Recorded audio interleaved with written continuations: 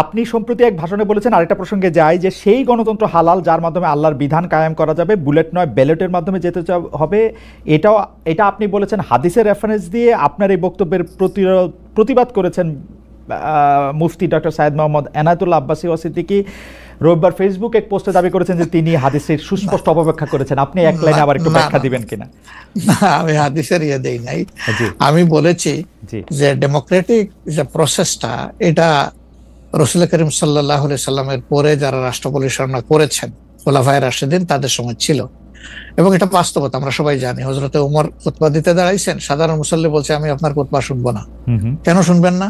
ওই যে আমরা কুশাগার থেকে কাপড় পাইলাম, আমার কাপড়ে লম্বা জামা হইলো না, আপনারটাই লম্বা জামা হইলো কেমনে? এই তো সেম কাপড় দেখতেছি। তখন তিনি তার ছেলে আব্দুল্লাহ ইবনে উমরকে বলেছিলেন, বাবা তুমি এবার জবাব দাও। তিনি দাঁড়াইয়া বললেন যে দেখেন, বাবা তো রাষ্ট্রের দায়িত্বশীল, তার সাথে বিভিন্ন বিদেশি প্রতিনিধি দল আসে, রাষ্ট্রের সম্মানে আমি বাবাকে বলেছিলাম যে বাবা আমাদের পোশাক 2 টুকরা করে কাটার দরকার নাই, আপনি অনুমতি দিলে আমি কুশাগারকে রিকোয়েস্ট করতে চাই যে আমাদের 2 পিস না কেটে দিয়ে দেওয়ার জন্য, সেটা দিয়ে আপনি জামা বানাবেন। তো আমার বাবা এবং আমার 2 পিস মিলে উনার 1 পিস হয়েছে, এবং তাই উনার জামা লম্বা। তো লোকটা বসে আল্লাহ শুকরিয়া আদায় করে বললেন যে খলিফাতুল মুসলিমিন, এবার আপনি আপনার খুতবা দেন, আমি শুনবো, মন ভরে শুনবো। তো এই দেখেন, এটাই তো বিউটি অফ ডেমোক্রেসি। ওই যে আপনি ফ্রিডম অফ এক্সপ্রেশন বললেন, এর চাইতে ভালো ফ্রিডম অফ এক্সপ্রেশন কোথায় পাবেন আপনি? আমি বলেছি যে না, গণতন্ত্র হচ্ছে এটা কোনো ইজম না, এটা আপনি নিজেও জানেন। গণতন্ত্র কোনো মতবাদ না, it's a way to establish your ism. আপনি যেটা চয়েস করেন, এটা ক্যাপিটালিজম হইতে পারে, সোশ্যালিজম হইতে পারে, কমিউনিজম হইতে পারে, এরকম যেটাই হোক সেটা আপনি করবেন। কিন্তু এটা একটা ওয়ে, এই বাহনের উপরে আপনি চড়ে যাবেন। সেটা যদি আল্লাহর দিন কায়েমের উদ্দেশ্যে হয়, তাহলে অবশ্যই এটা মুসলমানদের জন্য হারাম হওয়ার কথা না। এখন আমার কথার সাথে তো ডিফার করতেই পারেন, উনি একজন লার্নেড মানুষ, আমি তাকে রেসপেক্ট করি, এবং কারো ডিফারেন্সটাকেও আমি রেসপেক্ট করি, কারণ এটা না হলে তো আপনার ফ্রিডম অফ এক্সপ্রেশন থাকবে না, এবং মাল্টিকালচারাল সোসাইটিও বিল্ড আপ করা সম্ভব হবে না। আচ্ছা, অ্যাবসলিউটলি ফাইন। আচ্ছা, আপনি শুক্রবার একটা দলীয় কর্মসূচিতে বলছেন যে দিন কায়েমের চেষ্টা বা প্রচেষ্টা ঐচ্ছিক নয়, মুমিনের উপর ফরজ। আরবার আপনাদের দীর্ঘদিনের একটা স্লোগান হচ্ছে এরকম, আল্লাহর আইন চাই। এখন একটি নতুন প্রচারণা, মানে অনেক দলকেই ক্ষমতায় দেখা যায়, মানে জামাত ইসলাম একটা নতুন প্রচারণা এরকম যে অনেক দলকেই ক্ষমতায় দেখা হয়েছে, জামাতকে একটিবার সুযোগ দেওয়া হোক, আপনারা যদি নির্বাচনে জিতে ক্ষমতায় যেতে পারেন তাহলে কি বর্তমান ব্যবস্থা পাল্টে কোরআন সুন্নাহ ভিত্তিক শাসন বা শরিয়া আইন, শরিয়া ব্যবস্থা চালু করবেন? আসলে দেখেন, কোরআন সুন্নাহ ভিত্তিক মানে অনুশাসন যেটা, এটার ব্যাপারে সমাজের পারসেপশনের ভিন্নতা আছে। আমাদের বাংলাদেশের যে সংবিধান আছে, এই সংবিধানের অনেকগুলা আর্টিকেল, অনেকগুলা ধারা উপধারা কোরআনের সেন্সের সাথে পুরোপুরি মিলে যায়, এটার সাথে কোনো ডিফারেন্স নাই। আবার কিছু কিছু ধারা আছে সেখানে কনফ্লিক্ট, কন্ট্রাডিকশন আছে। তো ওরকম পরিবেশ পরিস্থিতি যখন আসবে, জনগণের প্রত্যাশার আলোকে এটা মানে সবার সাথে ইন্টারেক্টিভ হয়ে সবাইকে সাথে নিয়েই ইনশাআল্লাহ ভালো জিনিসগুলোকে আমরা ইনপুট দেবো আল্লাহ থেকে। তবে এটাও মনে রাখার বিষয় যে কোরআনী শাসন হঠাৎ করে আল্লাহ তাআলা এস্টাবলিশের হুকুম দেন নাই, it was a gradual process. For example মাদক কিন্তু দুনিয়ার কেউ কিন্তু এটাকে অ্যাপ্রুভাল দেয় না, বাট এটার প্র্যাকটিস সব জায়গায় আছে, এটা বাস্তবতা। তো সেই মদ যখন হারাম ঘোষণা করা হয়, নিষিদ্ধ করা হয়, তখন কিন্তু 3 পর্যায়ে গিয়ে চূড়ান্তভাবে এটা নিষিদ্ধ করা হয়েছিল। তো এটা গ্রাজুয়াল একটা প্রসেস। আপনি একটা ক্রাইম থেকে, দীর্ঘদিনের প্র্যাকটিস থেকে মানুষকে সরাবেন, আল্লাহ তাআলার সেই বিধানকে অনুসরণ করেই আমরা আগাবো ইনশাআল্লাহ। 5 আগস্টের পর থেকে বিএনপির পক্ষ থেকে যেহেতু জাতীয় নির্বাচনের দাবি জানানো হয়েছিল, এটা নিয়ে অনেক তাদেরকে রঙ্গব্যঙ্গ করা হয়েছে। জামায়াতে ইসলামী মাঝামাঝি থেকে ফেব্রুয়ারি ইলেকশনের কথাও বলেছে, রোজার পরেও ইলেকশনের কথা বলেছে, রোজার আগেও ইলেকশনের কথা বলেছে, কিন্তু আমরা দেখতে পাচ্ছি জামায়াতে ইসলামী 300 আসনে প্রার্থী ঘোষণা করে ফেলেছে। আপনারা যদি পরে কোনো রাজনৈতিক জোট করেন বা পরে যদি কোনো ধরনের রাজনৈতিক সমঝোতার মাধ্যমে জাতীয় সরকারের একটা আবহ তৈরি হয়, তাহলে কি হবে? আপনারা এখনই জোট ঘোষণা করে ফেলেছেন, সেটা কেমন হলো? আলহামদুলিল্লাহ, এটা আমাদের সাথে যাদের ইন্টারেকশন আছে তারা সবাই জানেন। আমরা বলেছি যে এটা আমাদের অফিসিয়াল ঘোষণা না, এটা হলো প্রাথমিক সিলেকশন, এবং সমস্ত আমাদের নমিনি যারা হবেন তাদেরকে সেম মেসেজ দেওয়া হয়েছে। যে জাতীয় বৃহত্তর স্বার্থে যে কোনো সময় যে কোনো পরিবর্তন যে কোনো আসনে আসতে পারে। আমাদের সংগঠন এটার জন্য পূর্ণ প্রস্তুত। প্রয়োজনে আমার থেকেই পরীক্ষা শুরু হবে, কোনো অসুবিধা নেই। আপনার কাছে ছোট একটি পরীক্ষা, সেটি আপনার পরীক্ষা না, আপনার কাছে একটি ছোট পরীক্ষা। আপনি কুষ্টিয়া 3 সদর আসনে জামাত ইসলামের এমপি প্রার্থী হিসেবে ঘোষণা করা হয়েছে জনপ্রিয় ইসলামী বক্তা জনাব আমির হামজাকে, কিন্তু এদিকে আবার জামাতি ইসলামীর শুরা সদস্য জনাব ফরাদ হোসেন রয়েছেন, তার নামও জোরে সোরে শোনা যাচ্ছে। অনেকেই বলছেন যে তৃণমূল জামায়াত আসলে পছন্দ করে নাই হঠাৎ করে এরকম একজনকে মনোনয়ন দেওয়া। এই বিষয়টাকে আসলে আপনি কিভাবে দেখেন? শুধু জনপ্রিয়তার জন্য না, নট দ্যাট। আমরা যখন কোনো জায়গায় নমিনি সিলেকশন করি তখন দুইটা জিনিস আমরা বিবেচনায় নেই। একটা হলো যে এই নমিনির ব্যাপারে স্থানীয় সংগঠনের যারা নেতাকর্মী আছেন তাদের দৃষ্টিভঙ্গি কি, 2 নম্বর হচ্ছে জনগণের দৃষ্টিভঙ্গি কি। এই দুইটা বিষয়কে আমরা বিবেচনায় নিয়েই প্রার্থী সিলেকশন করি। এবং এটা যেগুলা শুনতেছেন অনেক সময় আমাদেরকে অতি ভালোবাসেন যারা, ওই যে আপনি একবার আমাকে জিজ্ঞেস করলেন যে আপনাদের ব্যাপারে এত বিরোধিতা করে কেন, তাই আমি বলছিলাম যে তারা অত ভালোবাসে তো অনেক বেশি, এই জন্য আমাদেরকে নিয়ে কসলাইতে হবে। জনাব আমির হামজার বিরুদ্ধে যে দুটি বক্তব্য বেশি সামনে আসছে, তিনি একবার বলেছিলেন যে তার 14 গোষ্ঠী সবাই আওয়ামী লীগ করেন। 2 নম্বর হচ্ছে যে এই জুন মাসেও জনাব আমির হামজা নিজ এলাকায় মোটরসাইকেল শোডাউন করেছেন, যেই শোডাউনের রাজনীতি অ্যাপারেন্টলি আপনারা উৎসাহ দেন না, কিন্তু তাকে এটি করতে দেখা যাচ্ছে। হ্যাঁ, আমরা তার দৃষ্টি আকর্ষণ করেছি। ওকে, আমরা এই ব্যাপারে দৃষ্টি আকর্ষণ করেছি যে পাবলিক ইনকনভিনিয়েন্স হয় এমন কোনো কাজ আমরা করব না, যত দূর সম্ভব এটা আমরা অ্যাভয়েড করে চলবো। এটা আচ্ছা, আমরা আরেকটা প্রসঙ্গে আসি যে লন্ডনে ডক্টর মোহাম্মদ ইউনূস এবং জনাব তারেক রহমানের বৈঠকের পর যৌথ বিবৃতির প্রসঙ্গে জামায়াতে ইসলামী একটা শক্ত অবস্থান নিয়েছে। তারা বলেছে যে বৈঠককে তারা স্বাগত জানিয়েছেন, কিন্তু যৌথ বিবৃতিটা তারা পছন্দ করেন নাই। এই কারণে জাতীয় ঐক্যমত্য কমিশনে তাদের অংশগ্রহণও তারা একদিনের জন্য বয়কট করেছেন, মানে আপনারা বয়কট করেছেন। পরে আবার ডক্টর মোহাম্মদ ইউনূস আপনাকে ফোন করেন এবং সেই টেলিফোনের পরে আপনি ডক্টর মোহাম্মদ ইউনূস টেলিফোনে কি বলেছিলেন আপনাকে, সেটাকে আমাদের একটু বলা যাবে? না, উনি আসলে সেখানকার পরিবেশটাই তুলে ধরেছেন সামগ্রিকভাবে যে কেন উনি এটা করতে গেলেন। আমাদের কনসার্নের জায়গা ছিল যে তিনি নির্বাচনের একটা টাইমলাইন, ডেট না, একটা টাইমলাইন ঘোষণা করেছিলেন যে এটা 1st of April কোনো একটা সময়ে নির্বাচন অনুষ্ঠিত হবে এবং নির্বাচন কমিশন সেই ব্যাপারে তারিখ নির্ধারণ করে তারা শিডিউল দেবে। এটা কিন্তু সবগুলা দলের সাথে সিরিজ অফ টকের পরে, উনি সরাসরি আলোচনার পরে এটা করেছিলেন। এরপরে তিনি লন্ডনে গিয়েছেন। তারেক রহমান সাহেব যেহেতু দেশে নেই এবং তিনি কার্যত বিএনপির এখন হইলেন নির্বাহী প্রধান, ভারপ্রাপ্ত চেয়ারম্যান, তো তার সাথে একটা বৈঠক হওয়াই উচিত, হইতেই পারে, এটা তো ভালো, এটা খারাপ কি? রাজনীতিতে ডায়ালগই তো উত্তম সমাধান। এবং বিএনপির কিছু কনসার্ন ছিল, তার সাথে আলোচনার মাধ্যমে সেটা যদি দূর হয় এটা তো ভালো, জাতীয় জীবনের জন্য ভালো, জাতীয় রাজনীতির জন্য ভালো।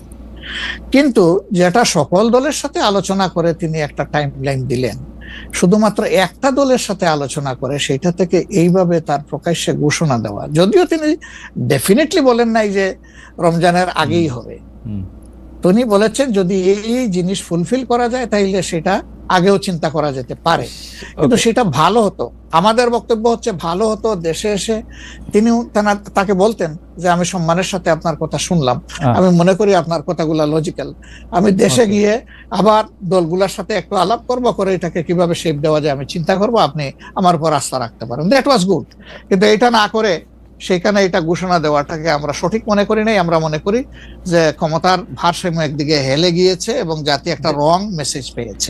এই জন্য আমরা আমাদের এই পর্যায়ে এটা আমার একটা প্রশ্ন, আপনার কাছে কি মনে হয় পরবর্তী জাতীয় সংসদ নির্বাচন আসলে কোন দিন কোন মাসে হবে?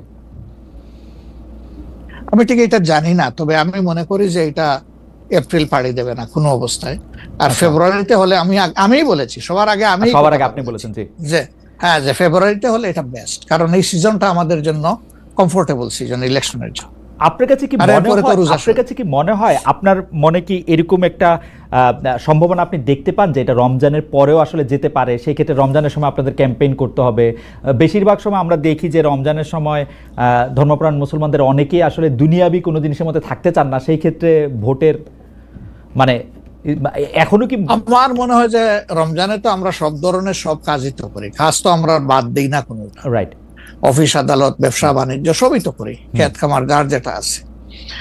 রমজান আমাদের জন্য কোনো সমস্যা না, রমজান কারোর জন্যই সমস্যা হওয়া উচিত না। ওকে, কোন কোন দল বলেছেন যে রমজানে ক্যাম্পেইন করতে গেলে অনেক ইফতার মাহফিল হবে, সেখানে প্রচুর টাকা খরচ করতে হবে, আপনি করবেন না। আপনি ইফতার মাহফিলে মেহমান হিসাবে গিয়ে খেয়ে আসবেন, দোয়া করে দিয়ে আসবেন, অসুবিধা কি? আপনাকে টাকা খরচ করতে হবে কেন? ওই সময় তো এমনিও টাকা খরচ করা ঠিক না, শিডিউল ডিক্লারেশন হয়ে যাওয়ার পরে মানুষকে খাওয়ানো ঠিক না। আপনি খাবেন, অসুবিধা কি? দাওয়াত দিলে যাবেন, খাবেন, কথা বলবেন, মিশবেন, হাত মিলাবেন, এটাও আপনার নির্বাচনী কাজকে আগাবে, কোনো সমস্যা তো নাই। আপনি কোনটা প্রেফার করবেন, মানে ইলেকশনের ডেট ফেব্রুয়ারি অর এপ্রিল? আমরা তো প্রেফার করে বলেছি বেস্ট হইলো ফেব্রুয়ারি, বেস্ট হইলো ফেব্রুয়ারি, কিন্তু এপ্রিলে হইলে কোনো অসুবিধা নাই। আমরা মনে করি এপ্রিলে হইলে অসুবিধা নাই, তবে এটা ক্রস করা উচিত নয়। এপ্রিল ক্রস করা উচিত না, কোন অবস্থায় উচিত হবে না। আপনি কি মনে করেন, এখন যদি নির্বাচন কমিশন বলে যে তারা ডিসেম্বরে নির্বাচন দিতে চান, তাইলে কি আপনারা আপত্তি জানাবেন না আপনাদের এটা? হ্যাঁ, না, আমরা ওই যে 2-3টা জিনিস বলেছি, যে বেসিক রিফর্ম, তারপরে হচ্ছে আপনার দৃশ্যমান বিচার, প্রবাসীদের ভোট ইনকর্পোরেট করা, এই 3টা জিনিস যদি আমরা মিনিমাম পাই, তাহলে ডিসেম্বর কেন, সামনের মাসে হইলে আমাদের কোনো আপত্তি নেই। ডিসেম্বর আমাদের দর্শক, আর আমরা দেখেন মূল থেকে কখনো বলি নাই যে এই মাসে হতেই হবে, এই শব্দ কিন্তু কখনো আমরা উচ্চারণ করিনি। আমরা এই ব্যাপারে ফ্লেক্সিবল। আমরা প্রধান উপদেষ্টার কমিটমেন্টের উপরে রেসপেক্ট শো করতে চাই।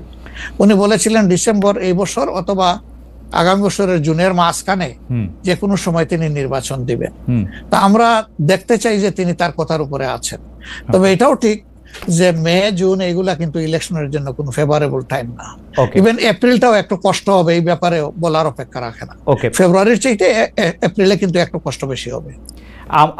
আপনাকে যেহেতু মানে একটু তাড়াতাড়ি, সেজন্য আমাদের শেষ প্রসঙ্গ সেটা হচ্ছে বিএনপির সাথে জামায়াতে ইসলামের সম্পর্ক। আমরা দেখেছি যে আপনি এবং আপনাদের দলের নায়েবে আমির, তারা দুজনেই বিএনপির চেয়ারপারসন এবং ভারপ্রাপ্ত চেয়ারপারসন যারা লন্ডনে ছিলেন তাদের সাথে দেখা করেছেন। দেখা করার পরে আমরা রাজনীতিতে একটা ইতিবাচক সুবাতাস দেখেছিলাম। আপনি এসে ফেব্রুয়ারিতে ইলেকশনের কথা বলেছিলেন। এখন আবার ব্যাপারটা আসলে কোন জায়গায়, মানে জামায়াতে ইসলামী বিএনপি কি পরস্পর মুখোমুখি অবস্থা আছে? তাদের মধ্যে কি আবার এটা সদ্ভাব, মানে আসলে অবস্থাটা কি এখন? না, আসলে সমস্যাটা আমাদের না, সমস্যা আপনাদের। আচ্ছা, মিডিয়ায় যারা আছেন তাদের। আচ্ছা, আমরা তো মুখোমুখি না, আমরা তো পাশাপাশি আছি। তো ওকে, আমরা এই যে ঐকমত্য কমিশন বলেন বা অন্যান্য মিটিং গুলা বলেন বা আমাদের নিজেদের মধ্যে কথাবার্তা বলেন, আমরা তো কোনটা বন্ধ রাখি নাই, আমরা সবটাই আছি। কিন্তু কতিপয় মিডিয়া, সবাই না, এই কুচে কুচে টেনে টেনে সুতা বাইর করে কোথায় একটু বিএনপির মুখামুখি জামাত হবে, জামাতের মুখামুখি বিএনপি হবে, এটার মধ্যে জাতির কি কল্যাণ আছে আমরা বুঝতে পারি না। আমাদের তো ওরকম কোনো রেশারেশির সম্পর্ক নাই। আমি হচ্ছে যে দুটা, খালি আপনি মিডিয়ার কথা বলছেন, ভালো করছেন। এখন আমরা তো আসলে মানে মিডিয়া থেকে অনেক সময় তথ্য নেই।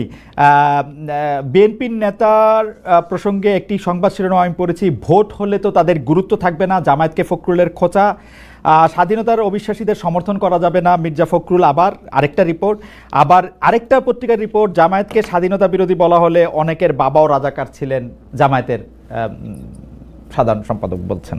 তো আপনি আসলে শুধু মিডিয়াকে না বলে, আমরা তো একটা নেতাদের মধ্যে আপনারে তত একটা দেখি না, মানে আপনারা আমি মনেই করতে পারতেছি না, আমি প্রাণপণে মনে করতে চেষ্টা করতেছিলাম, কিন্তু নেতা কর্মীদের মধ্যে তো ব্যাপারটা আসলে আমরা দেখি না। না, আছে, এটা আমি অস্বীকার করব না।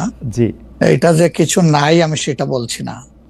তবে একটা কথা দেখেন, যে আসলে গর্ব অহংকার বড় খারাপ জিনিস। অহংকার আল্লাহ তাআলার চাদর, এটা নিয়ে কেউ টানাটানি করুক, এটা মহান আল্লাহ পছন্দ করেন না। তো গর্ব অহংকার করতে করতেই একদল কোথায় গেছে চিন্তা করেন। তারা তো সব সময় মানুষকে কুচিয়ে কুচিয়ে কথা বলতেন, রাইট? কোথায় তোমাদের ঈদের পরের আন্দোলন, কোথায় গিয়ে আশ্রয় নিবা, এই ধরনের অনেক কথাবার্তা ছিল না? অবশ্যই অবশ্যই ছিল। তা এটা যদি আমিও বলি, এটা গ্রহণযোগ্য হওয়া উচিত নয়, এবং এটা অন্য কেউ যদি বলে সেটাও গ্রহণযোগ্য হওয়া উচিত নয়। কাউকে নিয়ে উপহাস করতে নাই। আপনাকে নিশ্চিত থাকতে হবে, আপনি যাকে নিয়ে উপহাস করছেন, আল্লাহ একদিন তার কাছে আপনাকে নিয়ে দাঁড় করাবেন, এবং তখন আপনি লজ্জিত হবেন। তা আমাদের কারোই এমন কথা বলা উচিত না যে এই কথাটা বলে এরপরে আপনার মুখের দিকে তাকাই আমি হাসতে পারবো না, এমন কোনো কথা বলা উচিত। 10:42 বাজে, আমি কি একটা ছোট্ট প্রশ্ন আর করবো 2-1 মিনিটের মধ্যে এটা উত্তর দিতে পারবো? প্লিজ প্লিজ প্লিজ, সেটা হচ্ছে যে ইলেকশনের আগে তো অনেক ধরনের কথাই আসে, কেউ কেউ একটা জরিপ করে, কেউ কেউ নিজস্ব। আপনারা কি নিজস্ব কোনো জরিপ করেছেন আপনাদের আসন বা আপনাদের পপুলার ভোট বা পপুলারিটির ব্যাপারে? কেউ কেউ বলছেন এবার আপনারা 91-এর বিএনপি যেমন আওয়ামী লীগকে কাঁদিয়ে ক্ষমতা পেয়ে গেছিল, এইবারও আপনাদের এরকম একটা হইতে পারে, এটা কি আপনার মনে হয় যে মানে? মহান আল্লাহ সবচেয়ে ভালো জানেন, তবে আমরা জরিপ করেছি এবং আরো করব। আচ্ছা, আমরা যখন জরিপ করি তখন নির্বাচনী কোনো আবহ সৃষ্টি হয় নাই, সেটা ছিল নভেম্বর ডিসেম্বরে। আর আমরা এখন নির্বাচনী আবহ কিছুটা এসেছে, সকল অ্যাক্টর এখন ময়দানে কম বেশি ভিজিবল হবেন, তারপরে ইনশাল্লাহ আমরা জরিপ করব। তখন বোঝা যাবে যে আগের মূল্যায়ন আর পরের মূল্যায়নের মাঝে তফাৎটা কতটুকু। আর যেটা বললেন যে কাউকে খাদ দিয়ে খাওয়ার ক্ষমতায় যাওয়া, আমরা ভাই আসলে ক্ষমতায় যাওয়ার বিষয়টা দেখি না, আমরা দেখি যে এটা একটা বিশাল দায়িত্বের বোঝা। আল্লাহ যদি কখনো সে কাজের জন্য আমাদেরকে কবুল করেন, তাহলে আমরা শাসক নয় ভাই, দোয়া করেন আমরা যেন মানুষের সেবক হতে পারি। আপনাকে অনেক ধন্যবাদ। আমি শুধু শেষ কথা আপনার কাছ থেকে একটু জানতে চাইবো যে আপনি মনে করতেছেন এপ্রিলের পরে হয়তো নির্বাচন চাবেন না, ফেভার করতেছেন হচ্ছে ফেব্রুয়ারিতে হতে। আপনি কি আমাদের দর্শকদের উদ্দেশ্যে কিছু বলবেন যাতে একটা নির্বাচনী বা গণতান্ত্রিক আবহাওয়ার মধ্যে যে যার মতো করে আসলে সৎভাবে তার নির্বাচনী ক্যান্ডিডেট বা তার পছন্দের মানুষ বাছাই করতে পারে? এই প্রসঙ্গে থ্যাংক ইউ আমাকে শেষ সুযোগ দেওয়ার জন্য। অবশ্যই প্রথমে আমি দর্শকদের উদ্দেশ্যে বলবো যে অনেক ত্যাগ এবং তিতিক্ষার বিনিময়ে আমাদের স্বাধীনতা পাওয়া, আমাদের 24-এর এই পরিবর্তন পাওয়া, এটাকে আমরা যেন সঠিকভাবে সম্মান করি, মূল্যায়ন করি, এবং দেশে একটা সুশাসন কায়েমের জন্য অবশ্যই পূর্ব শর্ত হচ্ছে একটা ভালো নির্বাচন, সুষ্ঠু নির্বাচন, গ্রহণযোগ্য নির্বাচন। সেই নির্বাচনের জন্য যে যেখানে আছে সেখান থেকে কোনো অন্যায়কে সমর্থন নয়, বরঞ্চ ন্যায়ের পক্ষ নিয়ে আমরা যেন দাঁড়ায় যেতে পারি। ন্যায়ের পাল্লা যেদিকেই থাকবে আমারও সমর্থনটা সেদিকেই থাকবে। কোনো অন্যায়, সেটা আমার দীর্ঘদিনের সম্পর্ক যদি কারোর সাথে থেকে থাকে, আমি যেন অন্যায়ের সঙ্গী না হই, কেউ যেন অন্যায়ের সঙ্গী না হয়। 2 নম্বর, যেহেতু প্রবাস থেকে আপনার সাথে আমার এই কথা, সেই কারণে আমি অনুরোধ করব যে প্রবাসীদেরকে শুধুমাত্র রিমিটেন্স যোদ্ধা বলে আমাদের দায়িত্ব শেষ হয়ে যায় না, বরঞ্চ প্রবাসীদের সবচেয়ে বড় অধিকার তাদের ভোটের অধিকার। এটা নিশ্চিত করার জন্য আমি আহ্বান জানাবো প্রবাসের যে যেখানে আছেন সেখান থেকে আপনাদের সর্বাত্মক, যেখানে আন্দোলন সম্ভব আন্দোলন, যেখানে চেষ্টা সম্ভব চেষ্টা, আপনারা এটা করতে থাকুন। আমরা এই ব্যাপারে অত্যন্ত দৃঢ় প্রতিজ্ঞ যে এটা হওয়া উচিত। নির্বাচন কমিশন স্বীকার করেছে, সরকার স্বীকার করেছে, কিন্তু এখন পর্যন্ত দৃশ্যমান কোনো পদক্ষেপ নেওয়া হয়নি। আমরা উদ্বিগ্ন। আপনাদেরকেও এগিয়ে আসার জন্য আমি আহ্বান জানাবো, যারা বিশেষ করে প্রবাসে আছেন। ভোটের অধিকার ছাড়া অনেকগুলো বেসিক জিনিস আছে, আমি বারবার এগুলা বলেছি, সেগুলো আমাদের কনসার্ন এবং আমরা কমিটেড